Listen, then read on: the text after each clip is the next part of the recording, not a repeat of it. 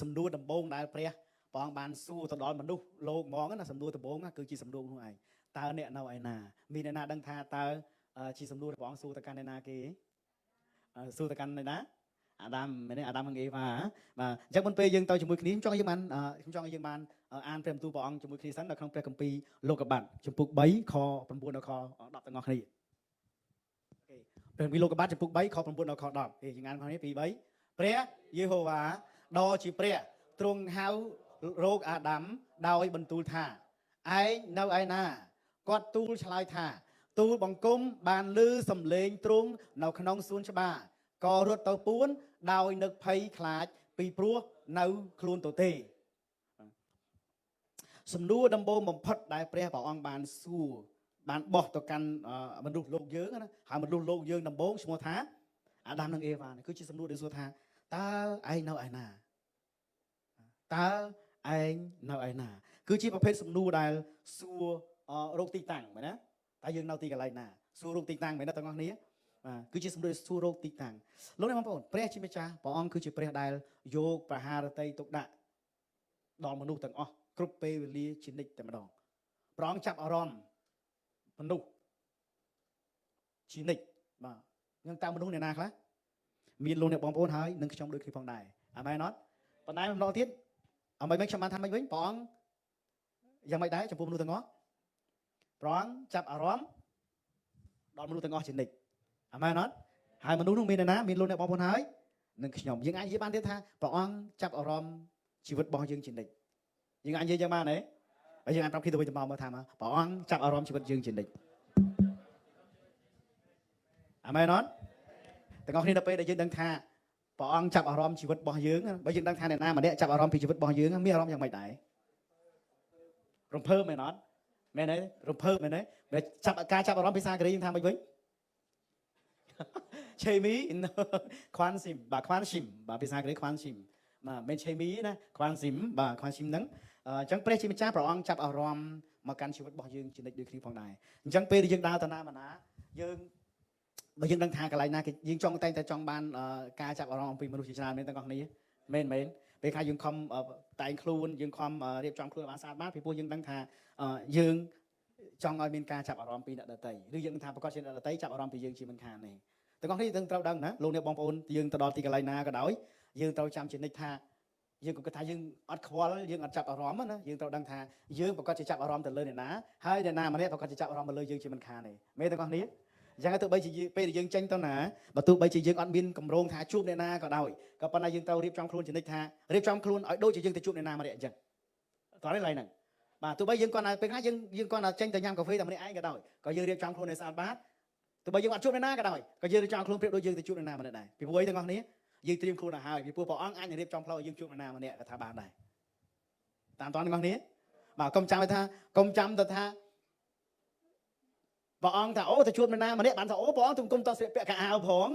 ទុំគុំតងុយទឹកផងតដល់ថ្មិញផងព្រោះកោឡើងនៅគេងលេងទូរស័ព្ទនៅឡើយហ្នឹងធ្វើឲ្យយើងបាត់បង់ឱកាសច្រើនធ្វើយើងរបូតពពោផងព្រះអង្គច្រើនដូចគ្នាផងដែរអញ្ចឹងហើយការដែលចាប់អារម្មណ៍នោះគឺសំខាន់ណាស់ទាំងអស់គ្នាតាមតទាំងអស់គ្នាឯងហើយមួយទៀតព្រះជាម្ចាស់ព្រះអង្គចាប់អារម្មណ៍លើយើងរាល់គ្នាជានិច្ចផងដែរលោកប្អូនជានិច្ចមិនមែនម្ដងមកកាលទេណាបាទជានិច្ចបានតែព្រះអង្គត្រៀមខ្លួនរួចជាស្រេចហើយព្រះអង្គត្រៀមរួចជាស្រេចហើយក្នុងការដែលធ្វើកិច្ចការដ៏អស្ចារ្យសម្រាប់ជីវិតលោកអ្នកបងប្អូនហើយនឹងខ្ញុំចុះចំណែកលោកអ្នកបងប្អូនតើយើងត្រៀមរួចជាស្រេចក្នុងការដែលទទួលនៅកិច្ចការអស្ចារ្យទទួលពពករបស់ព្រះអង្គហើយឬនៅត្រៀមខ្លួនហើយនៅ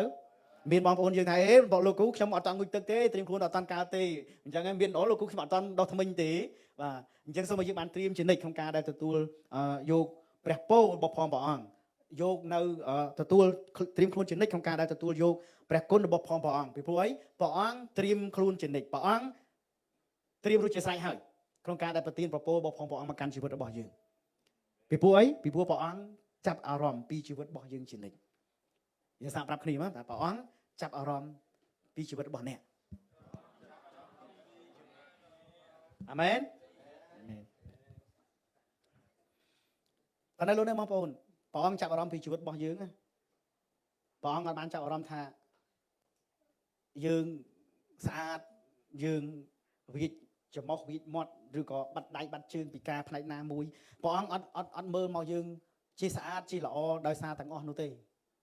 ដាច់ខាតមកពេលខ្លះយើងអាចនឹងអន់ចិត្តខ្លួនឯងដែលព្រោះតែយើងមានចំណែកណាមួយដែលយើងគិតថាអន់ឬក៏ខ្វះខាតជាដើមអីចឹងទៅហើយយើងតែងតែចាប់អារម្មណ៍ការទាំងអស់នោះមែនទេទាំងអស់គ្នាប៉ុន្តែព្រះជាម្ចាស់ព្រះអង្គមើលមកយើងព្រះអង្គមើលមកយើងជាស្អាតជាពន្លឺដែលចែងចាំងហើយព្រះអង្គបានមើលឃើញថាយើងខ្វះខាតបាត់កន្លែងណាមួយនោះឡើយនេះគឺជាការមើលរបស់ព្រះអង្គយើងអាចនឹងមើលខ្លួនឯងជាយ៉ាងម៉េចអានឹងជារឿងរបស់យើងពីព្រោះអីពីព្រោះពេលមនុស្សយើងភាគច្រើនយើងមើលទៅលើភាពអវិជ្ជមានខ្លួនឯងច្រើនមែនទេបើមិនជាឲ្យរៀបរាប់ខ្លួនឯងប្រកាសជារៀបរាប់ខ្លួនឯងអវិជ្ជមានច្រើនណាស់នៅពេលដែលយើងឆែកមើលខ្លួនឯងណាឆែកមើលខ្លួនឯងក្នុងមួយថ្ងៃតើយើងប្រើពាក្យអវិជ្ជមានមកលើខ្លួនឯងនឹងប្រមាណភាគរយបើប្រៀបធៀបជាមួយពាក្យអវិជ្ជមានបាទ 80% អ្នកខ្លះ 70% អ្នកខ្លះសឹងថាមើលមកឃើញខ្លួនមើលខ្លួនឯងអត់ឃើញថាល្អកន្លែងណាមួយសោះបង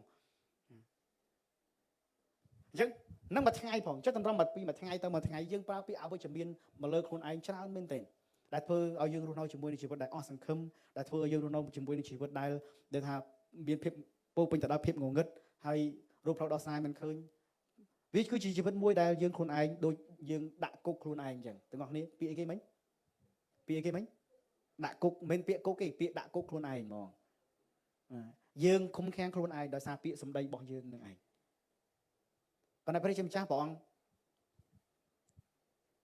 អត់មើលមកយើងទាំងអស់គ្នាតាមរបៀបដែលយើងមើលទេទាំងអស់គ្នាអាចមើលមកខ្លួនឯងនៅក្នុងរូបភាពណានៅក្នុងសម្ដីណាវាជាសិទ្ធិរបស់យើងមែនជាពិសេសកាលហ្នឹងសិទ្ធិនារីមែនទេសម័យសិទ្ធិនារីមែនទេបាទចង់មើលខ្លួនឯងមិនចាំមើលទៅប៉ុន្តែព្រះជាម្ចាស់ព្រះអង្គអត់មើលមកយើងទាំងអស់គ្នាតាមរបៀបដែលយើងមើលខ្លួនឯងទេព្រះអង្គមើលមកយើងទាំងអស់គ្នាជាកូនប្រុសជាកូនស្រីរបស់ព្រះអង្គហើយលក្ខណៈសម្បត្តិខាងក្រៅរបស់យើងបើទោះបីជាយើងខ្វះខាតឬក៏លើសឬយ៉ាងណាក៏ដោយប៉ុន្តែសម្រាប់ព្រះអង្គចាប់អារម្មណ៍អំពីជីវិតខាងឯវិញ្ញាណរបស់យើងរាល់គ្នាគឺមនុស្សខាងក្នុងរបស់យើងរាល់គ្នានឹងហើយចាំមកជាសំណួរដែលសួរថាតើឯងនៅឯណាតើឯងនៅឯណាគឺជាសំណួរដែលព្រះអង្គសួររកទីតាំងណាទាំងអស់គ្នាទីតាំងជីវិតខាងឯវិញ្ញាណរបស់យើងហ្នឹងនៅទីនេះយើងឃើញអាដាមនិងអេវ៉ាគាត់នៅកន្លែងណានៅពេលព្រះអង្គសួរសំណួរនេះគាត់ពួននៅសួនច្បារមែនទេទាំងអស់គ្នាពីព្រោះពេលមួយដែលព្រះអង្គដែលព្រះជាម្ចាស់ព្រះអង្គបាននៅពេលដំបូងបំផុតដែលព្រះអង្គបានបង្កើតអ្វីៗទាំងអស់ហើយព្រះអង្គបានដាក់អាដាមហើយនិងអេវ៉ាឲ្យនៅមើលថែសួនច្បារឲ្យនៅរស់នៅជីវិតដែលពោពេញដែលមានបរិបូរណ៍ទាំងអស់នៅក្នុងសួនច្បារហើយមើលការខុសត្រូវហើយរស់នៅដល់ពោពេញទៅដោយសុភមង្គលនៅក្នុងសួនច្បារនោះផងដែរហើយព្រះអង្គមានទូថាម៉េចបងថាម៉េចវិញឲ្យបរិភោគអាដើមឈើផ្សេងៗទាំងផលផ្លែពីដើមឈើផ្សេងៗទាំងអស់បរិភោគទៅប៉ុន្តែមិនវិញកុំឲ្យបរិភោគមកប៉ះដើមឈើដែលនៅកណ្ដាលសួនច្បារនោះគេហៅដើមឈើដឹងខុសត្រូវនោះផងដែរពីព្រោះមិនវិញបើកាលណាឯងបរិភោគឯងនឹងស្លាប់អញ្ចឹងប៉ុន្តែដោយសារតែសេចក្តីល្បួងដែលអាដាមដែលអេវ៉ាគាត់ចាញ់សេចក្តីល្បួងនាំទាំងស្វាមីរបស់គាត់បរិភោគដូចគ្នាដែរដល់ពេលគាត់បរិភោគគាត់ក៏ចាប់ដើមមិនវិញគាត់ចាប់ដើមខំថាគាត់មើលឃើញខ្លួនឯងជាអាក្រាតទាំងអស់គ្នាហើយគាត់រត់ពួនដល់ពេលព្រះអង្គយាងមកព្រះអង្គហៅរកអាដាមហើយមិនទៀតតើឯងនៅឯណាកាលពួកគាត់មិនវិញពួកគាត់នឹងទូលបង្គំបានលឺសំឡេងទ្រង់នៅក្នុងសួនច្បារក៏រត់ពួនដោយនឹកភ័យខ្លាចពីព្រោះអីខ្លួននៅទៅទេលោកនេះបងប្អូនអ្វីដែលខ្ញុំចង់នាំលោកបងប្អូនគិតកន្លែងនេះព្រះអង្គអត់ចាប់អារម្មណ៍ថាព្រះអង្គអត់ចង់សួរលោកថាអាដាមឯងពួននៅគុំកន្លែងណាពួននៅក្នុងសួនកន្លែងណាព្រះអង្គអត់ចាប់អារម្មណ៍លើទីតាំងមួយហ្នឹងទេពីព្រោះព្រះអង្គដឹងថាពួកគាត់នៅកន្លែងណាព្រះអង្គដឹងមិនមែនព្រះអង្គមិនដឹងសូម្បីតែគាត់បរិភោគក៏ព្រះអង្គដឹងពីព្រោះដោយសារព្រះអង្គដឹងបានព្រះអង្គយាងមករកពួកគាត់ទាំងអស់គ្នាព្រះអង្គដឹងថាពួកគេបានបរិភោគព្រះអង្គដឹងថាពួកគេបានប្រព្រឹត្តមិនស្ដាប់បង្គាប់តាមព្រះបន្ទូលរបស់ព្រះអង្គដឹងពីព្រោះអីព្រះអង្គជាព្រះព្រះអង្គដឹងប៉ុន្តែបានព្រះអង្គសួររកទៀតមិនសួរអាដាមថាឯងនៅឯណាពីព្រោះព្រះអង្គមិនមែនចង់បដោតទៅលើទីតាំងដែលគេរត់ពួននោះឡើយហើយយើងមើលគេថាគេពួកគាត់ថាទូយើងខ្ញុំរត់ពួនតែភ័យខ្លាចពីព្រោះយើងខ្ញុំនៅទៅទេខ្លួនទៅទេសួរថាតែតាំងពីដើមមកគាត់ស្លៀកពាក់ដែរមែនពួកគាត់នៅជាទៅទេដូចគ្នាព្រះអង្គដឹងតើព្រះអង្គដឹងប៉ុន្តែអ្វីដែលព្រះអង្គចង់រកពួកគេតើឯងនៅឯណាព្រះអង្គចង់សួររកទីតាំងខាងឯវិញ្ញាណហ្នឹងឯងសួរថាដល់ទីតាំងខាងឯវិញ្ញាណនៅពេលដែលមនុស្សយើងចាប់ដើមប្រព្រឹត្តអំពើបាបគឺបានតែមនុស្សយើងចាប់ដើមចាកចេញពីទីតាំងខាងឯវិញ្ញាណនោះហើយនៅពេលមនុស្សយើងប្រព្រឹត្តបាបបានតែមនុស្សយើងចាប់ដើមចាកចេញពីទីតាំងខាងឯវិញ្ញាណឆ្ងាយពីព្រះឆ្ងាយពីវត្តមានព្រះអង្គ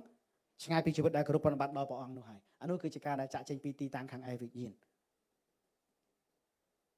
ពួកអាដាមនិងអេវ៉ាគាត់ក្នុងសួនច្បារអីដែរតើអត់តណាមែនអត់ទាំងអស់គ្នាប៉ុន្តែមិនវិញជីវិតរបស់ពួកគាត់ទាំងអស់គ្នាបានចាក់ចេញពីទីតាំងខាងឯវិញ្ញាណហើយចាក់ចេញពីការស្ដាប់បង្គាប់ចាក់ចេញពីទីតាំងរបស់ពួកគាត់ចាំបងសួរសំណួរហ្នឹងឯងសួរថាតើឯងនៅឯណាជាសំណួរដែលសួរទៅកាន់លោកអាដាមនិងអេវ៉ាមែនក៏ប៉ុន្តែជាសំណួរដែលព្រះអង្គសួរមកកាន់មនុស្សជាតិរបស់យើងហើយក៏ជាសំណួរដែលព្រះអង្គសួរមកកាន់យើងរាល់គ្នាជានិច្ចផងដែរតែព្រះអង្គចាប់ពីពួកអីព្រះអង្គចាប់អារម្មណ៍មកលើយើងទាំងអស់គ្នាព្រះអង្គយកបហារតីទុកដាក់មកកាន់យើងទាំងអស់គ្នាអញ្ចឹងព្រះអង្គសួរសំណួរនេះជានិច្ចមកកាន់យើងហេតុអ្វីព្រះអង្គសួរសំណួរនេះដែលព្រោះតែអីព្រះអង្គចង់ឲ្យយើងរក្សាទីតាំងរបស់យើងខាងឯវិញ្ញាណរបស់យើងនៅជាប់ជានិច្ចដដែលជាសារប្រាប់គ្នាទៅវិញមកព្រះអង្គចង់ឲ្យយើងថែរក្សាទីតាំងរបស់យើងពីព្រោះបើសិនជាយើងមើលព្រះបន្ទូលព្រះអង្គអានតអំពីរឿងរបស់ពួកគាត់នៅពេលដែលព្រះអង្គសួររកទីតាំងសួររកពួកគាត់អាដាមអេវ៉ានៅឯណាហើយពេលព្រះអង្គដឹងថាពួកគេបានប្រព្រឹត្តល្មើសមិនស្ដាប់បង្គាប់ព្រះអង្គបរិភោគផ្លែឈើដែលព្រះអង្គហាមហើយមិនត្រឹមហើយបន្ទាប់ពីនោះមកវិញព្រះអង្គបានឲ្យគេស្លៀកពាក់ព្រះអង្គបានប្រាប់ពីវិធីដែលគេអាចដោះស្រាយបញ្ហាអំពើបាបព្រះអង្គបានផ្ដល់នៅរបៀបប្រាប់អំពីវិធីដែលគេរស់នៅត្រូវរស់នៅបន្តទៀតនឹងយ៉ាងល្អប្រសើរសម្រាប់ពួកគេគ្រប់គ្នាព្រះអង្គអត់បានបោះបង់ចោលហើយព្រះអង្គក៏បានសួរដើម្បីកាត់ទោសសម្រាប់ពួកគេប៉ុន្តែព្រះអង្គមិនវិញព្រះអង្គផ្ដល់នៅដំណោះស្រាយផ្ដល់នៅរបៀបនៃការរស់នៅដើម្បីឲ្យគេរស់នៅកាន់តែល្អប្រសើរថែមទៀតពីព្រោះព្រះអង្គស្រឡាញ់ដល់គេទាំងអស់គ្នាអញ្ចឹងព្រះអង្គយកបហាតីទុកដាក់ព្រះអង្គចាប់អារម្មណ៍មកលើយើងរាល់គ្នាមែនហើយព្រះអង្គក៏ដាក់សំណួរសួរជានិច្ចដើម្បីឲ្យយើងរស់នៅកាន់តែល្អប្រសើរនៅក្នុងជីវិតអញ្ចឹងហើយបានជាព្រះអង្គសួរទោះបីយើងជឿព្រះអង្គហើយក្តីក៏ដោយជាសំណួរដែលព្រះអង្គនៅតែសួរមកកាន់ជីវិតរបស់យើងថាតើអ្នកនៅឯណាយេសាសួរគ្នាម្ដងទៀតតើអ្នកនៅឯណាហើយសួរមកកាន់ខ្លួនឯងដែរមើលតើខ្ញុំនៅឯណាហើយម្ដងទៀតទាំងសំណួរសួរនៅពេលណាសួរនៅពេលដែលយើងចាប់ផ្ដើមមិនវិញចាក់ចេញពីទីតាំងខាងឯវិញ្ញាណរបស់យើងជាសំណួរដែលសួរនៅពេលដែលយើងចាក់ចេញពីទីតាំងខាងឯវិញ្ញាណហើយអ្វីដែលអស្ចារ្យព្រះអង្គផ្ដល់ព្រះគុណឲ្យយើងព្រោះនៅកន្លែងនេះយើងមើលនៅពេលព្រះអង្គសួរសំណួរទាំងអស់នេះមែនព្រះអង្គដឹងពីរឿងរ៉ាវរបស់អាដាមមែនប៉ុន្តែពីវិញព្រះអង្គបានផ្ដល់ព្រះគុណមួយយ៉ាងដ៏អស្ចារ្យមែនទែនតើព្រះគុណនឹងព្រះគុណអំពីអីគឺផ្ដល់ព្រះគុណនៃការអត់ទោសបាបដល់ពួកគាត់នឹងឯងម្ដងទៀតព្រះអង្គផ្ដល់ព្រះគុណនៃការអីគេអត់ទោសបាបដល់ពួកគាត់ពីព្រោះពួកគាត់ព្រះអង្គសួរអំពីទីតាំងខាងឯវិញ្ញាណរបស់ពួកគេពីព្រោះតើគេចាក់ចេញពួកគាត់ចាក់ចេញពីទីតាំងខាងឯវិញ្ញាណនឹងតាមរយៈអីគេទាំងអស់គ្នាតាមរយៈការដែលពួកគាត់មិនស្ដាប់បង្គាប់ព្រះបន្ទូលព្រះអង្គមែនអត់នោះហើយគឺជាអត្ថន័យដែលពួកគេចាក់ចេញពីទីតាំងខាងឯវិញ្ញាណរបស់ពួកគាត់ប៉ុន្តែមិនវិញព្រះអង្គបានប្រាប់ពួកគេមិនវិញនៅក្នុងព្រះបន្ទូលព្រះអង្គថាព្រះអង្គបានយកបានធ្វើជាអាវរោមសត្វដើម្បីឲ្យពួកគាត់បានស្លៀកពាក់អញ្ចឹងសត្វអីគេសត្វដែលជាព្រះអង្គយកឈាមដើម្បីឲ្យពួកគេថ្វាយជាដង្វាយលុះបាបហ្នឹងហើយរោមនឹងឯងបានខ្លាយទៅជាសម្ភារបំពាក់សម្រាប់ពួកគេស្លៀកពាក់នឹងដូចគ្នាគឺជាព្រះគុណដែលព្រះអង្គផ្ដល់ឲ្យគឺជាព្រះគុណនៃការអត់ទោសបាបនោះឯងដើម្បីគេអាចរួចពីបាបដែលគេបានប្រព្រឹត្តហ្នឹងនៅក្នុងជីវិតរបស់យើងដូចគ្នាព្រះអង្គសួរសំណួរនឹងដូចគ្នាដដែលតើឯងនៅឯណាតើអ្នកនៅឯណាជាសំណួរដែលសួរឲ្យយើងដឹងថាព្រះអង្គផ្ដល់ព្រះគុណនៃការអត់ទោសបាបឲ្យយើងពីព្រោះអីសំណួរនេះគឺជាសំណួរដែលសួរនៅពេលដែលយើងចាក់ចេញពីកន្លែងណាទីតាំងខាងឯវិញ្ញាណរបស់យើងលោកមកទីតាំងខាងឯវិញ្ញាណរបស់យើងតើជាអ្វីដែរគឺជាកន្លែងថ្វាយបង្គំជាកន្លែងទទួលព្រះបន្ទូលព្រះអង្គហើយនឹងជាកន្លែងដែលយើងអធិដ្ឋានហ្នឹងឯងនោះគឺជាទីតាំងរបស់យើងទាំងអស់គ្នាសម្រាប់យើងជឿព្រះអង្គក្រោយដែលយើងជឿព្រះយេស៊ូវគ្រីស្ទលោកអ្នកបងប្អូនក្រោយដែលយើងជឿព្រះយេស៊ូវគ្រីស្ទតើយើងឈរនៅទីតាំងកន្លែងណាហើយយើងគិតថាក្រោយជឿព្រះយេស៊ូវគ្រីស្ទទីតាំងរបស់យើងគឺនៅពហិហើយអញ្ចឹងខ្ញុំវិចកៅអៅមកនៅពហិខ្ញុំរើផ្ទះមកនៅពហិខ្ញុំនាំប្រពន្ធកូនខ្ញុំមកនៅពហិបាទនាំមកពុជមកពុកមកនៅពហិមកហ្មងអញ្ចឹងទាំងអស់គ្នាមែនទេអត់ទេមែនទេពីព្រោះព្រះវិហារគាត់កន្លែងយើងជួបជុំគ្នាប៉ុន្តែទីតាំងខាងឯវិញ្ញាណរបស់យើងអត់សំដៅទៅលើអាគារអត់សំដៅទៅលើ location នេះមែនណាប៉ុន្តែទីតាំងខាងឯវិញ្ញាណរបស់យើងសំដៅទៅលើអីការថ្វាយបង្គំមួយទៀតព្រះបន្ទូលព្រះអង្គហើយមួយទៀតអីអធិដ្ឋានគឺជាកន្លែងដែលយើងថ្វាយបង្គំព្រះអង្គជាកន្លែងដែលយើងទទួលព្រះបន្ទូលព្រះអង្គហើយជាកន្លែងដែលយើងអធិដ្ឋានហ្នឹងឯង3ចំណុចហ្នឹងគឺជាទីតាំងរបស់យើងទាំងអស់គ្នាអញ្ចឹងរាល់ពេលដែលយើងចាក់ចេញពីទីតាំងខាងឯវិញ្ញាណហ្នឹងសំណួរមកកាន់ជីវិតរបស់យើងតើឯងនៅឯណាលោកបងសំណួរហ្នឹងឯងតើឯងនៅឯណាតើឯងនៅកន្លែងដែលថ្វាយបង្គំព្រះទេ នៅទីដីដែលឯងឈរហ្នឹងកំពុងតែថ្វាយបង្គំព្រះទេនៅកន្លែងការងារដែលឯងធ្វើហ្នឹងកំពុងថ្វាយបង្គំព្រះទេនៅផ្ទះដែលឯងនៅកំពុងតែថ្វាយបង្គំព្រះដែរឬទេ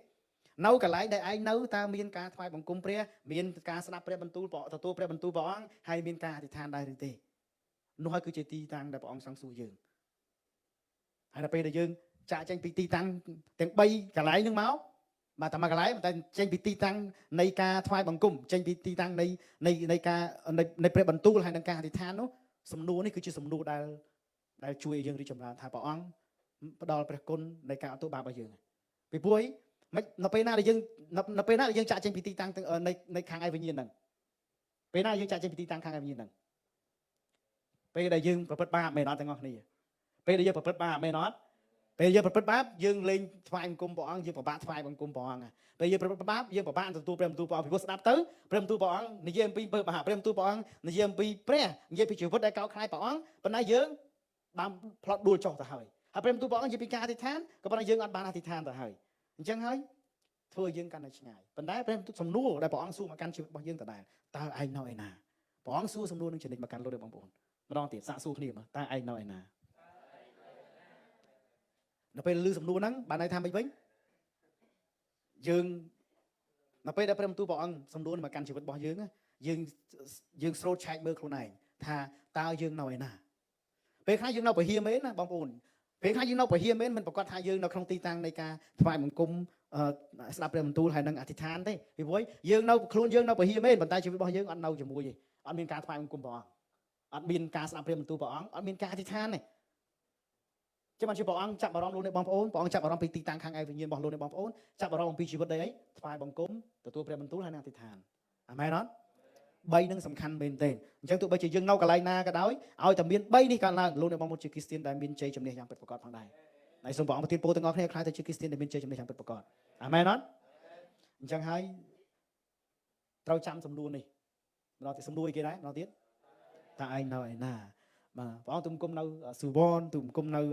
នៅហាងខ្មែរទុំគុំនៅខារ៉ាអូខេនៅព្រះអង្គអត់សួរកន្លែងហ្នឹងទេបាទនៅកន្លែងហ្នឹងក៏នៅចោះប៉ុន្តែព្រះអង្គសួរថាពេលនៅកន្លែងហ្នឹងណាបាទមានការថ្វាយបង្គំទទួលព្រះបន្ទូលព្រះអង្គហើយនឹងអធិដ្ឋានដែរឬអត់អូព្រះអង្គទុំគុំនៅខារ៉ាអូខេតែទុំគុំកំពុងតែថ្វាយបង្គំព្រះអង្គនៅក្នុងកន្លែងខារ៉ាអូខេបាទទុំគុំជាសរសើរកើព្រះអង្គតាមម៉ាស៊ីនខារ៉ាអូខេតែទុំគុំអធិដ្ឋានបាទតាមខារ៉ាអូខេអីទេបាទយើងនៅកន្លែងនេះក៏នៅចោះឲ្យប្រកាសថាយើងថ្វាយបង្គំព្រះអង្គពេលខ្លះយើងជ្រើសរើសកន្លែងនេះថ្វាយបង្គំព្រះអង្គមែនអត់មែនបាទពេលខ្លះយើងជ្រើសរើសកន្លែងតាមព្រៃភ្នំថ្វាយបង្គំព្រះអង្គពេលខ្លះយើងជួលកន្លែងថ្វាយបង្គំព្រះអង្គនៅកន្លែងណាក៏បានដែរឲ្យតែកន្លែងនោះយើងពិតជាឈរនៅក្នុងទីតាំងខាងឯវិញ្ញាណនឹងមែនអាមែនអត់នេះជារឿងដែលសំខាន់នៅកន្លែងនោះក៏នៅចោះអញ្ចឹងសំណួរដែលសំខាន់ណាស់គឺជាសំណួរមិនមែនសួរដើម្បីចោទប្រកាន់យើងមិនមែនសួរដើម្បីនឹងវិនិច្ឆ័យឬដាក់ទោសយើងទេប៉ុន្តែជាសំណួរព្រះអង្គសួរដើម្បីឲ្យយើងឆែកមើលថាយើងឈរនៅក្នុងទីតាំងខាងឯវិញ្ញាណឬក៏អត់ហើយព្រះអង្គសួរដើម្បីមិនវិញបើយើងបានចេញពីទីតាំងខាងឯវិញ្ញាណហើយយើងបានត្រឡប់មកវិញហើយក៏ជាសំណួរដែលព្រះអង្គសួរដែលព្រោះព្រះអង្គចង់ប្រទានពរឲ្យយើងថែមទៀតផងដែរអញ្ចឹងដល់ពេលដែលយើងស្វែងរកឃើញខ្លួនឯងថាយើងចេញពីទីតាំងខាងឯវិញ្ញាណរបស់យើងហើយណាយើងចាប់ដើមត្រឡប់មកវិញពេលដែលយើងត្រឡប់មកវិញព្រះអង្គចាប់ដើមប្រទានពរដល់យើងពីព្រោះព្រះអង្គត្រៀមក្នុងការដែលប្រទានពរឲ្យយើងហើយយើងសាប់តាមគ្នាទៅវិញទៅមកថាព្រះអង្គត្រៀមក្នុងការប្រទានពរឲ្យយើងហើយពីព្រោះព្រះអង្គពីព្រោះព្រះអង្គចាប់អារម្មណ៍ទាំងអស់គ្នាទៅណាពីព្រោះព្រះអង្គម្ដងទៀតអីគេចាប់អារម្មណ៍យើងជានិច្ចហើយបានជាព្រះអង្គចាប់អារម្មណ៍យើងជានិច្ចយើងសួរថាតើខ្ញុំជាអ្នកណាទៅយើងមានចម្រៀងមួយបទណាទាំងអស់គ្នាចេះទេតើខ្ញុំជាអ្នកណាទៅហើយទៀតទៅទ្រង់យកចិត្តទុកដាក់ដល់ខ្ញុំបទចម្រៀងចេះទាំងអស់គ្នាបងអ្នកដែលថ្មីបំផុតសួរបងប្អូនយើងបត់នឹងចំណងជើងអីមិនយើងវាយ YouTube ហើយយើងសាកយកទៅរៀនហើយច្រៀងរំលឹកខ្លួនឯងថាតើយើងជាអ្នកណាបានជាព្រះអង្គយកប្រហារទេទុកដាក់ចាប់អារម្មណ៍មកលើយើងមកម៉េចពីព្រោះអីយើងជាកូនព្រះអង្គស្រឡាញ់យើងបានជាព្រះអង្គចាប់អារម្មណ៍យើងជានិច្ចដៃគូរបស់យើងអាចនឹងចាប់អារម្មណ៍របស់យើងតាមម្ដងម្កាលទេតែនេះហើយបានជាឆ្លោះគ្នាតែញយអញ្ចឹងណាប៉ុន្តែព្រះអង្គចាប់អារម្មណ៍លោកអ្នកបងប្អូនស្រឡាញ់លោកអ្នកបងប្អូនជានិច្ចអមែនអត់ព្រះអង្គស្រឡាញ់លោកអ្នកបងប្អូនជានិច្ចព្រះអង្គតែងតែចង់ឲ្យយើងឈរនៅកន្លែងទីតាំងខាងឯវិញ្ញាណនឹងបានជាប់ផងដែរហើយនៅពេលដែលយើងផ្លាត់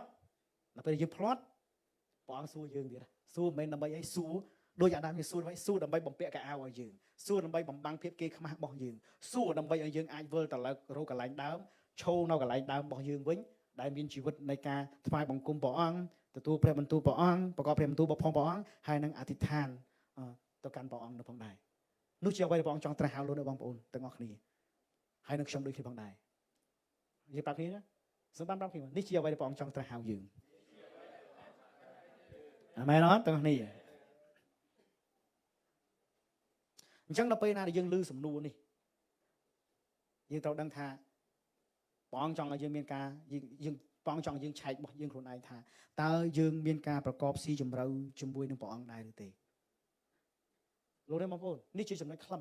ស្នូលនៅត្រង់ហ្នឹងឯងសំណួរនេះគឺជាសំណួរដែលយើងឆែកមើលខ្លួនឯងថាតើយើងមានការប្រកបស៊ីជម្រៅជាមួយនឹងព្រះអង្គដែរឬទេពីព្រោះអីគេការប្រកបស៊ីជម្រៅជាមួយនឹងព្រះអង្គសំដៅលើអីទៅលោកអ្នកបងប្អូនសំដៅទៅលើការយើងថ្វាយបង្គំព្រះអង្គ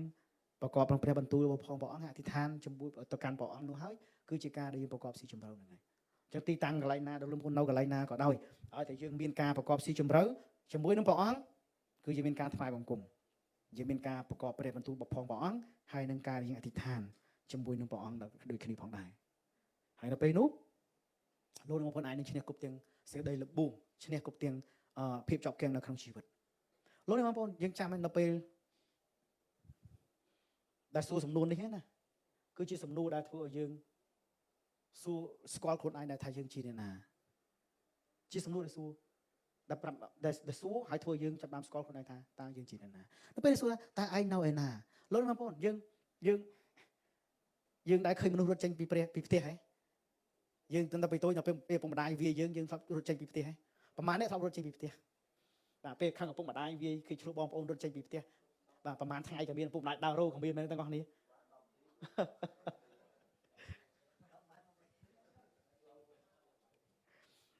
នៅពេលដែលយើងរត់ចេញពីផ្ទះទាំងអស់គ្នានៅពេលដែលយើងរត់ចេញពីផ្ទះឪពុកម្ដាយបងប្អូនយើងគាត់តាមរកយើងគាត់សួរយើងមែនសួរសំណួរអីគេតើឯងនៅណាមែនទេប៉ុន្តែពេលដែលសួរសំណួរហ្នឹងតើឯងនៅណាណាចង់និយាយពីអីទាំងអស់គ្នាតើឯងជាអ្នកណាពីព្រោះពេលដែលយើងរត់ចេញពីផ្ទះយើងអាចទៅនៅផ្ទះមិត្តភក្តិមែនអត់យើងអាចទៅនៅផ្ទះបងប្អូនយើងឬយើងអាចទៅនៅទៅតាមពេលខ្លះយើងទៅនៅវត្តក៏មានដែរខ្លះបាទបើសម័យឡើយអាចទៅនៅពហិក៏បានហ្នឹងហ៎ប៉ុន្តែដល់ពេលដែលសួរសំណួរហ្នឹងគឺសួរថាឯងជាកូនរបស់យើងឬក៏ជាកូនរបស់មិត្តឬក៏ជាកូនរបស់មិត្តភក្តិរបស់ឯងពេលរត់ចេញពីផ្ទះហ្នឹងរត់ចេញទៅនៅផ្ទះមិត្តភក្តិនៅមួយមិត្តភក្តិ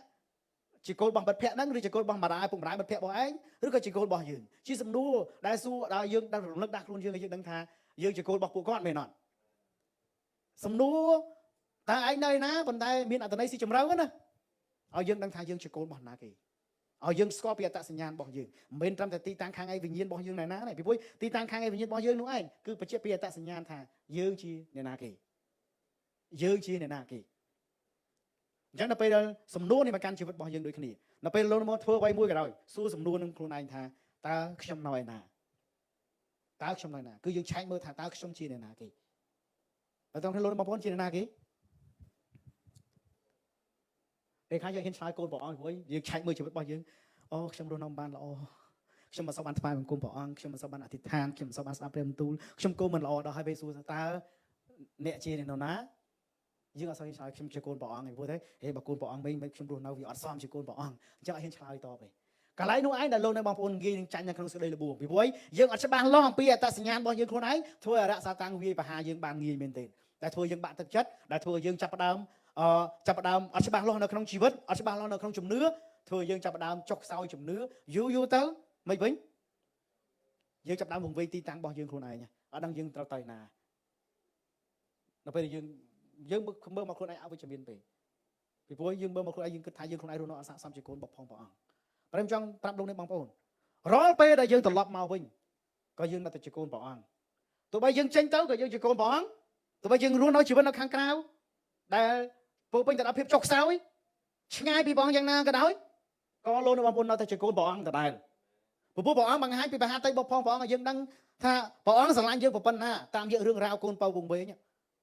ទោះបីយើងមិនទាន់ស្គាល់ព្រះយេស៊ូវក៏យើងជាកូនព្រះអង្គដែរទោះបីយើងមិនទាន់ជឿព្រះអង្គក៏យើងជាកូនព្រះអង្គដែរវាគាត់ជាជីវិតមួយដែលយើងចាកចេញពីព្រះអង្គទៅ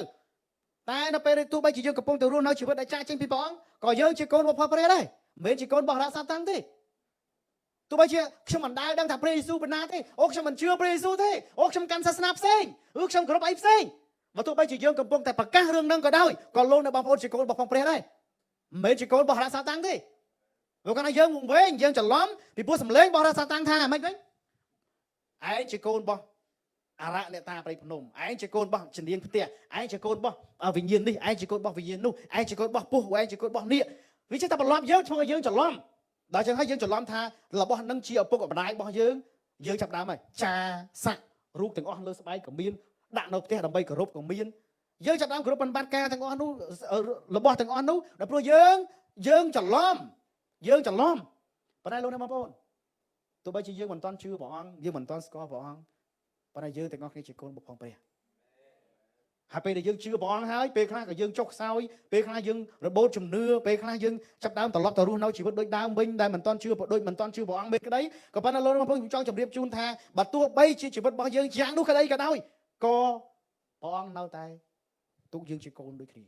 ក៏យើងនៅតែជាកូនព្រះអង្គពីព្រោះអត្តសញ្ញាណយើងជាកូនព្រះអង្គលោកអ្នកបងប្អូនបើទោះបីជាយើងកើតពីឪពុកម្ដាយរបស់យើងមកយើងថ្ងៃមួយយើងមានរឿងដំណោះជាមួយឪពុកម្ដាយរបស់យើងហើយយើងថាអូពីថ្ងៃទៅខ្ញុំកាត់កាលឪពុកម្ដាយខ្ញុំចោលហើយឬក៏ឪពុកម្ដាយរបស់យើងគាត់ថាយើងកាត់កាលឯងចោលហើយឯងលេងជាកូនយើងទៀតហើយបើទោះបីជាអញ្ចឹងមិនក៏ដោយក៏ធៀបពិតជាស្ដែងយើងនៅតែជាកូនគាត់នៅតែជាឪពុកម្ដាយរបស់យើងដដែលហ្នឹងពីព្រោះយើងបានកើតមកដោយសារគាត់មែនទេទាំងអស់នេះបើទោះបីជាផ្លូវច្បាប់យើងមិនទទួលស្គាល់គ្នាក៏ដោយក៏ប៉ុន្តែយើងនៅតែជាកូនគាត់នៅតែជាឪពុកម្ដាយរបស់យើងហ្នឹងពេលដែលឆ្លោះគ្នាពេលដែលខឹងគ្នាលេងរាប់អានគ្នាមែនណាប៉ុន្តែដល់ពេលដែលចាប់ដើមឈឺឬក៏ដល់ដង្ហើមចុងក្រោយមិនវិញនិស័យជាកូននិស័យជាពុកម្ដាយនៅតែរត់រੂគ្នានៅតែហៅរੂគ្នាដដែលត្រូវចាំកន្លែងហ្នឹងពេលខ្លះដង្ហើមចុងក្រោយហ្នឹងដែលមនុស្សចាប់ដើមទទួលស្គាល់ការពិតហើយអាចអត់ទួយគ្នាបានហ្នឹងតែពេលដែលមានកម្លាំងដល់ឡើយមិនដែរបាទយើងនៅមាន energy នៅមានធម៌ពលឆ្លោះបានខឹងបានមកនៅតែខឹងតែដល់ពេលយើងអស់កម្លាំងខឹងលេងខឹងវាជាការពិតលោកអ្នកបងប្អូនទោះបីជាជីវិតរបស់យើងស្ថិតនៅក្នុងស្ថានភាពបែបណាក៏ដោយយើងជាកូនរបស់ព្រះអង្គរួចជាស្រេចទៅហើយលោកអ្នកបងប្អូនយើងជាកូនរបស់ព្រះអង្គយើងអាចបានខំប្រឹងធ្វើឲ្យអ្វីមួយដើម្បីខ្លាចជាកូនព្រះអង្គទេប៉ុន្តែយើងជាកូនរបស់ព្រះរួចជាស្រេចសម្រាប់គ្នាទៅវិញមកយើងជាកូនព្រះអង្គអញ្ចឹងលោកអ្នកបងប្អូនសំណួរដែលសួរអំពីទីតាំងខាងឯវិញ្ញាណហ្នឹងជាសំណួរដែលឲ្យយើងស្គាល់អត្តសញ្ញាណលោកបងប្អូនតើទីតាំងរបស់យើងនៅកន្លែងណាតើយើងជាអ្នកណាយើងជាកូនរបស់ព្រះជាកូនរបស់ព្រះដែលមានបច្ចុប្បន្នរស់ហើយជាកូនស្ងួនភ្ងាជាកូនទីស្រឡាញ់របស់ព្រះអង្គលោកបងប្អូនកុំភ្លេចពាក្យកន្លែងហ្នឹងអរិយសាតាំងអាចនឹងវិញ្ញាណអាក្រក់ហ្នឹងអាចគាត់តែនិយាយមកកាន់យើងថាអូឯងពួកឯងជាកូនព្រះប៉ុន្តែលោកបងប្អូនត្រូវដឹងបាត់ពាក្យមួយជាកូនស្ងួនភ្ងាកូនជាទីស្រឡាញ់របស់ព្រះកុំភ្លេចពាក្យហ្នឹងឯងសោះប្រាប់មកខ្លួនឯងសូមប្រាប់មកខ្លួនឯងថាខ្ញុំជាកូនជាទីស្រឡាញ់របស់ព្រះកុំបាត់ពាក្យស្រឡាញ់នឹងមួយសោះលោកអ្នកបងប្អូនព្រោះព្រះអង្គស្រឡាញ់លោកអ្នកបងប្អូនខ្លាំងណាស់អាមែនអត់អរិយសាតាំងអាចនឹងប្រឡប់យើងដកពាក្យស្រឡាញ់នឹងចេញគាត់អាចថាពួកឯងជាកូនព្រះឯងជាកូនព្រះត្រូវហើយទាំងអស់គ្នាដល់ពេលដែលយើងជួបមិត្តភក្តិរបស់យើងពេលខ្លះគាត់លេងសើចជាមួយយើងគាត់ថាពួកនេះពួកយេស៊ូពួកកូនព្រះគេនិយាយចឹងមែនអត់មែនបាទគេដកពាក្យស្រឡាញ់នឹងតាណាបាត់ហើយតែបើសិនថាពួកជាកូនជាទីស្រឡាញ់របស់ព្រះកម្រមានអ្នកនិយាយចឹងតែបើគាត់និយាយចឹងបានតែដួងចិត្តរបស់គាត់ចាប់ដើមវិញមើលឃើញល្អចាប់ដើមបើកចិត្តដែលល្អសម្រាប់ពួកយើងទាំងអស់គ្នាផងដែរអញ្ចឹងយើងកុំភ្លេចអរិយសាតាំងក៏ប្រើភាសាហ្នឹងដែរពេលខ្លះគាត់ថាយើងពួកយេស៊ូយើងពួកកូនព្រះប៉ុន្តែមិនវិញបាត់ពីអីស្រឡាញ់មិនហើយអញ្ចឹងយើងកុំភ្លេចប្រាប់មកខ្លួនឯងយើងជាកូនស្ងួនភ្ងាកូនជាទីស្រឡាញ់របស់ព្រះជាម្ចាស់នៅពេលណាដែលយើងស្គាល់អត្តសញ្ញាណរបស់យើងបែបយ៉ាងដូចនេះលោកអ្នកបងប្អូននឹងឈ្នះអស់ទាំងសេចក្តីល្បួងនៅក្នុងជីវិតរបស់យើងសូមនឹកចាំពីរឿងមួយនៅពេលដែលព្រះយេស៊ូវគ្រីស្ទព្រះអង្គក្រោយដែលព្រះអង្គទទួលពិធីបុណ្យជាមួយទឹកហើយលោកអ្នកបងប្អូនពេលដែលព្រះអង្គទទួលពិធីបុណ្យជាមួយទឹកហើយពេលព្រះអង្គងើបពីទឹកមកពេលព្រះវិញ្ញាណរបស់ព្រះអង្គមកសន្ធិលើព្រះអង្គដូចជាសារព្រាបហើយមានសម្លេងគេឮសម្លេងរបស់ព្រះជាម្ចាស់ដែលមានបន្ទូលថាម៉េចវិញនេះជាកូនស្ងួនភ្ងាអញជាទីពេញចិត្តអញណាយើងខែ4យើងមានយើងកម្រងធ្វើពិធីបុណ្យជាមួយទឹកណាបងប្អូនពិធីបុណ្យអ្នកដែលត្រៀមខ្លួនក្នុងការទទួលពិធីបុណ្យជាមួយទឹកមានសេចក្តីបង្រៀនមេរៀនជាច្រើនដែលបង្រៀនដើម្បីពង្រឹងជំនឿយើងមែនប៉ុន្តែរឿងមួយដែលយើងដឹងច្បាស់ជាគោលណាយើងដឹងច្បាស់ថាយើងជាកូនរបស់ព្រះអង្គនៅពេលយើងជាមួយទឹកយើងដឹងច្បាស់ថាយើងជាកូនព្រះអង្គលោកនឹងមកទទួលបានហើយចំណុចសំខាន់ត្រង់ហ្នឹងពីព្រោះអីក្រោយជាមួយទឹកហើយនឹងមានសេចក្តីល្បួងកើតឡើង ប៉ុន្តែអ្វីដែលធ្វើឲ្យយើងឈ្នះសេចក្តីល្បួងគឺជាការយើងស្គាល់អត្តសញ្ញាណរបស់យើងថាយើងជាអ្នកណាគេជាកូនស្ងួនភ្ងារបស់ផងព្រះជាម្ចាស់ពីតែកូនស្ងួនភ្ងាជាកូនជាទីស្រឡាញ់របស់ផងព្រះជាម្ចាស់នៅពេលដែលព្រះយេស៊ូវព្រះអង្គទទួលពិធីបុណ្យជាមួយទឹកហើយសម្លេងរបស់ផងព្រះវរបិតាបានបន្លឺឡើងថានេះជាកូនស្ងួនភ្ងាអញជាទីពេញចិត្តអញណាស់តើបងប្អូនជាព្រះបន្ទូលដែលព្រះអង្គចង់ព្រះបន្ទូលមកកាន់លោកនេះបងប្អូនហើយថាខ្ញុំដាក់ឈ្មោះខ្លួនឯងមើលសាដាក់ឈ្មោះខ្លួនឯងខ្ញុំដាក់ឈ្មោះខ្លួនឯងបាទដាក់ឈ្មោះខ្លួនឯងខ្ញុំជាទីស្ងួនជាកូនស្ងួនភ្ងារបស់ផងព្រះជាទីពេញចិត្តរបស់ផងព្រះដាក់ឈ្មោះខ្លួនឯងដាក់ឈ្មោះហៅឈ្មោះខ្លួនឯងមុនណា2 3ហៅឈ្មោះខ្លួនឯងទៅចាំពីមួយនៅពេលដែលព្រះយេស៊ូវគ្រីស្ទព្រះអង្គទទួលពិធីបុណ្យជាមួយទឹកហើយដល់ពេលសម្លេងរបស់ព្រះអង្គប្រកាសអំពីអត្តសញ្ញាណព្រះអង្គហើយពេលនោះមិនវិញព្រះវិញ្ញាណក៏នាំព្រះយេស៊ូវព្រះអង្គទៅវារហោស្ថានហើយពេលនោះមិនវិញព្រះអង្គតម40ថ្ងៃហើយអរិយសាតាំងមកលបួងព្រះអង្គមែនអត់មកលបួងព្រះអង្គហើយប្រាប់ថាមិនវិញបើឯងជាកូនព្រះបើអ្នកជាកូនព្រះមែនព្រះបើអ្នកជាព្រះបុត្រានៃព្រះមែនចូលធ្វើដុំថ្មនេះឲ្យទៅជានំប៉័ងទៅចូលលោតចុះពីលើកំផែងនេះទៅចូលធ្វើចេះទៅចូលធ្វើចុះទៅហើយមិនដែរព្រះយេស៊ូវព្រះអង្គអត់បានធ្វើតាមទាំងអស់ពីព្រោះអរិយសាតាំងគាត់តែបំលែងព្រះបន្ទូលព្រះអង្គគាត់តែចង់លបួងឲ្យព្រះយេស៊ូវធ្វើតាមគាត់តែចង់លបួងឲ្យព្រះយេស៊ូវបាត់បង់នៅអត្តសញ្ញាណរបស់ព្រះអង្គតែប៉ុណ្្នឹងឯងប៉ុន្តែមិនវិញដោយសារតែព្រះយេស៊ូវព្រះអង្គស្គាល់ច្បាស់ថាខ្លួនព្រះអង្គគឺជាព្រះបុត្រាជាទីស្រឡាញ់ជាទីស្ងួនភ្ងារបស់ព្រះជាម្ចាស់ព្រះអង្គអត់ធ្វើតាមហើយព្រះអង្គឈ្នះសេចក្តីលបួងនោះឯងលោកអ្នកបងប្អូននៅពេលដែលយើងស្គាល់ពីអត្តសញ្ញាណថាយើងជាកូនស្ងួនភ្ងារបស់ព្រះអង្គណាលោកអ្នកបងប្អូនក៏នឹងឈ្នះការលបួងដូចគ្នាផងដែរដូច្នេះហើយអ្វីដែលសំខាន់កុំឲ្យស្ដាប់សម្លេងអវិជ្ជមានបើទោះបីពេលខ្លះជីវិតរបស់យើងចុះខ្សោយជីវិតរបស់យើងឆ្ងាយពីទីតាំងខាងឯវិញ្ញាណរបស់យើងមែនប៉ុន្តែមិនវិញនៅពេលដែលយើងឆែកមើលខ្លួនឯងថាយើងនៅឆ្ងាយពីទីតាំងខាងឯវិញ្ញាណរបស់យើងទាំងអស់គ្នាយើងអាចត្រឡប់ទៅវិញបានហើយការត្រឡប់ទៅវិញរបស់យើងនោះឯងនឹងធ្វើឲ្យយើងឈ្នះសេចក្តីល្បួងរបស់វិញ្ញាណអាក្រក់ហ្នឹងឯងលោកបងប្អូនអាចនឹងខានថ្វាយបង្គំបានប៉ុន្តែមិនវិញដរាបណាជីវិតយើងនៅមានដង្ហើមរស់យើងនៅតែមានឱកាសបកទៅរកការថ្វាយបង្គំព្រះអង្គវិញដដែលអាមែនអត់លោកបងប្អូនអាចនឹងមិនសូវបានស្ដាប់ព្រះបន្ទូលអត់សូវបានអានព្រះគម្ពីរអត់សូវបានប្រកបជាមួយនឹងព្រះបន្ទូលព្រះអង្គមែនក៏ប៉ុន្តែដរាបណាយើងនៅតែមានដង្ហើមយើងនៅតែមានឱកាសក្នុងការដែលបកទៅរកព្រះបន្ទូលព្រះអង្គវិញដូចគ្នាដែរ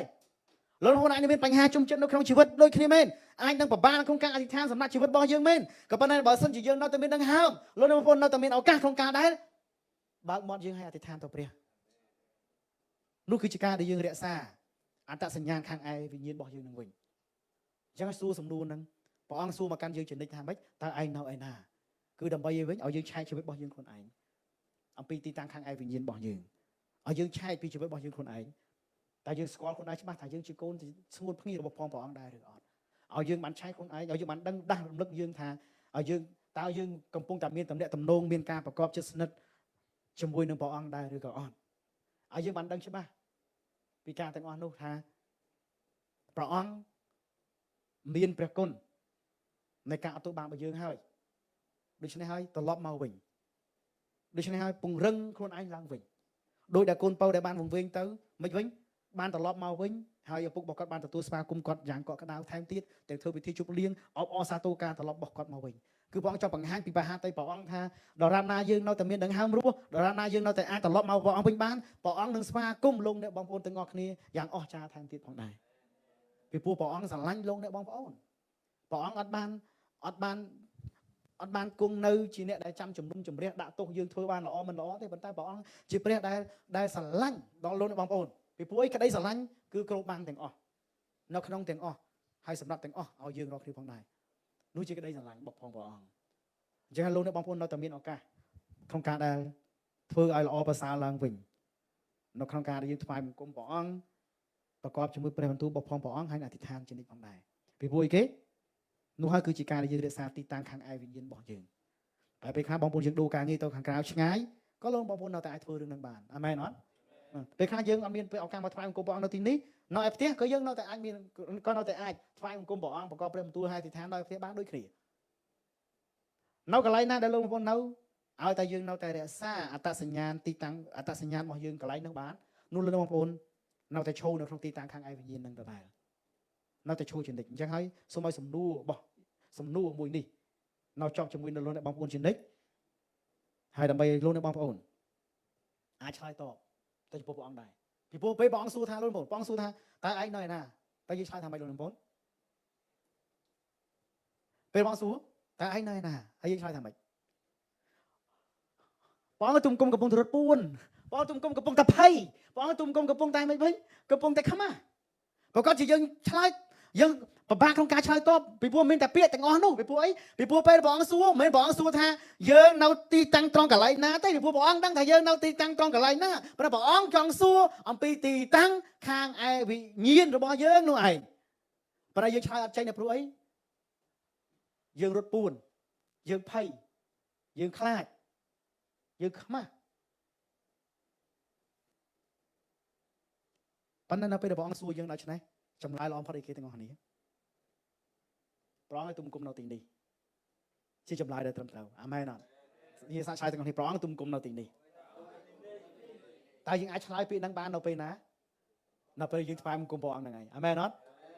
នៅទីនេះក្នុងវត្តមានទ្រង់ហេនៅពេលយើងថ្វាយបង្គំព្រះអង្គ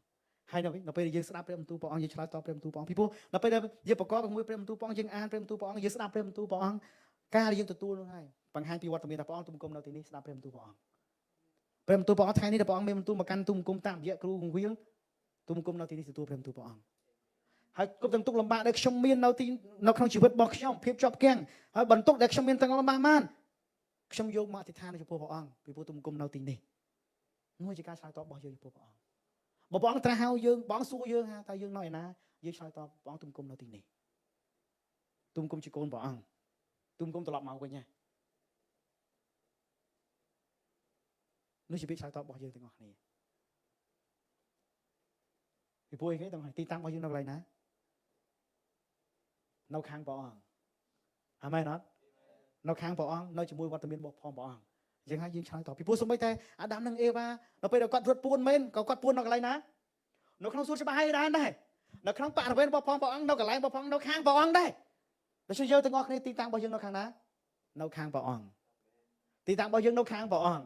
ដូច្នេះយើងឆ្លើយតបទៅវិញតាមរយៈការគេការយើងថ្វាយបង្គំព្រះអង្គឆ្លើយតបទៅវិញតាមរយៈការយើងប្រកបនៅក្នុងព្រះបន្ទូលព្រះអង្គបើទោះបីស្ដាប់បើទោះបីរៀនបើទោះបីអានក៏ដោយបើទោះបីធ្វើទីបន្តដល់គ្នាទៅវិញទៅមកក៏ដោយក៏ជាការឆ្លើយតបតាមរយៈការប្រកបក្នុងព្រះបន្ទូលរបស់ព្រះអង្គ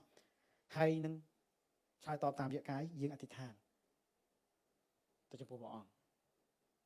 ជាការយើងប្រកបនោះហើយគឺជាការយើងឆ្លើយតបថាព្រះអង្គហើយទូមគុំនៅទីនេះអាមែនទេលោកខ្លួនឯងឃើញទេនៅពេលសំណួរសួរថាតើឯងនៅឯណាឆ្លើយបានទេព្រះអង្គទូមគុំនៅទីនេះផងដែរអាមែនទេសូមឲ្យព្រះគុណរបស់ព្រះអង្គព្រះគុណនៃការអត់ទុកបាបនេះបានជួយដល់លោកបងប្អូនកាន់តែរីកចម្រើនថែមទៀតហើយរឹងមាំថែមទៀតនៅក្នុងជីវិតជាកូនស្ងួនភ្ងារបស់ព្រះអង្គហើយនៅតែអាចឆ្លើយតបចំពោះព្រះអង្គបានថាព្រះអង្គហើយទូមគុំនៅទីនេះផងដែរអាមែនទេសូមឲ្យកោតឈ្មោះឡើងយើងថាជាមួយគ្នា